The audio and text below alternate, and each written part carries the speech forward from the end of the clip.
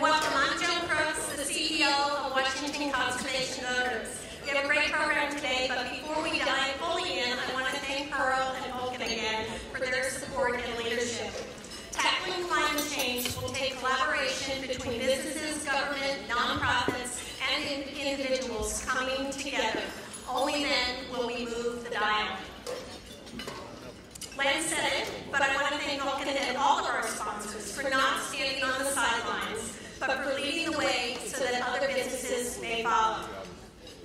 I also want to take a moment to thank the board and staff and recognize the board and staff of Washington Conservation Voters who are the heart of this organization. They are such an amazing group of people, and I am really, really lucky to work with them. And I want to call out our friends at the League of Conservation Voters. Len did a shout out for Gene Karpinski, but I want to recognize the whole team at the League of Conservation Voters. We're proud of our national family, and we are thankful that they are investing and partnering with us to push for change at the state level. It is such an honor for me to be on stage today in front of a room of environmental champions, business leaders, community leaders, activists. For those of you who don't know me, I am Joan Crooks. I have led the Washington Environmental Council for over 20 years, and during that time, I had the privilege of working very closely with Washington Conservation Voters. Earlier this year, the boards of directors decided to deepen our partnership even further, and I now serve as the CEO of both organizations. I love my new role because I get to work on policy and politics at the same time, and really, you can't separate them. If one thing I say this morning to you sticks in your head, it's this: politics matter.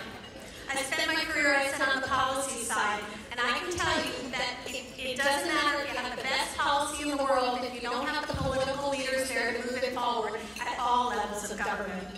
As our WCV team often says, we don't have a policy problem, we have a political problem. Igniting change. It's about you and the tens of thousands of people like you across our state and the hundreds of thousands of people across the nation that are standing up against polluters and calling for climate action. I couldn't attend the recent rally in New York, but someone on our team did, Samir, and he still has a huge smile on his face. I know from Facebook posts, too, that a bunch of other folks in this room were there as well. What an amazing experience it must have been, marching with 400,000 people insisting our leaders take action. Here in Washington, we're lucky.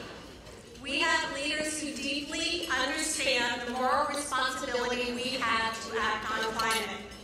And we have passionate people who care about the environment and want to leave a Washington for their children and their grandchildren that they experienced. And you know what? We have a pretty good track record. A track record of leading on the environment. Cleaner cars, green buildings, renewable energy, energy efficiency. Washington State has been at the forefront of change toward a more sustainable future. And then in 2012, we elected Jay Inslee as governor, the greenest governor in the nation.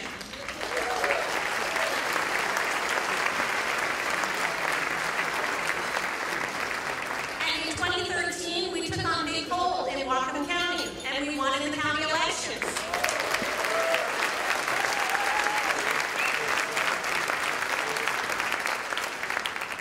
The nation's eyes are on Washington now. People are counting on us to lead. But first we have to say no. No to the coal and oil industries that want to make Washington a fossil fuel highway to Asia and other ports around the world. From Spokane, through the Columbia Gorge, north along I-5, underneath downtown Seattle and up to the North Sound, our communities are at risk from coal and oil trains. And our rivers, the entire Puget Sound, our Washington coast, are facing increasing threats from oil spills. And the climate change impacts from these proposals are simply unacceptable. We must act. We must continue to say no. This is not the future we imagine for ourselves or our state. We have to say yes. Yes to the clean energy future that all of us in this room imagine for Washington. We have an incredible opportunity to enact climate policies in our state, Washington joining with Oregon and California and British Columbia. If we're successful, the West Coast, which is the 5th largest economy in the world, can leapfrog past the federal government and lead the way on climate.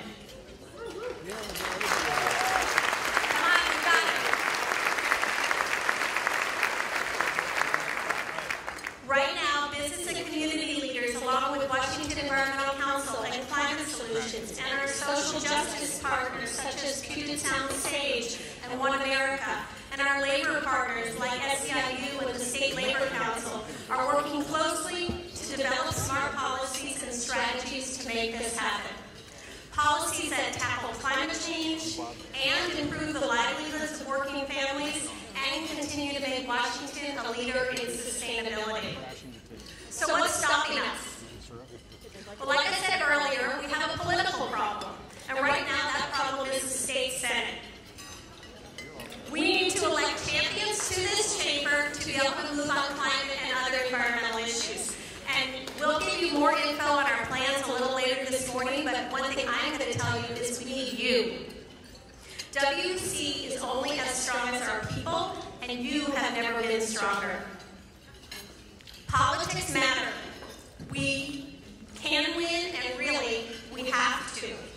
As Naomi Klein, activist and author, has said, climate change isn't just a disaster, it's also our best chance to demand and build a better world.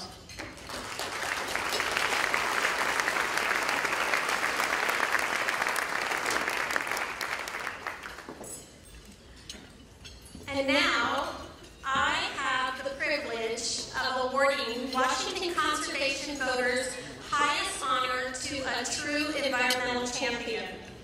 Our friend, Senator Christine Rolfes from the 23rd Legislative District in Kitsap County. Christine has proven time and again that she is an effective champion who isn't afraid to take on tough opponents, including the oil lobby.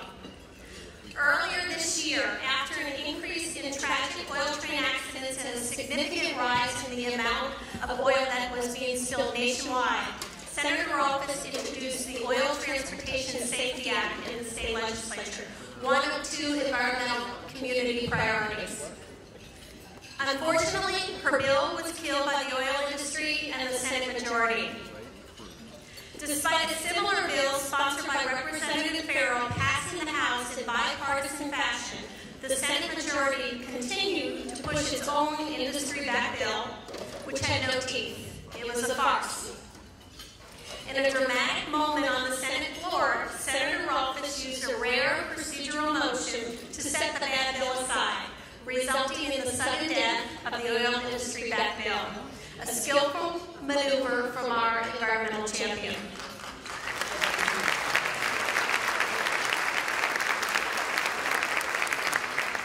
True story, Christine and I were in graduate school together. And don't worry, I'm not going to tell too many stories.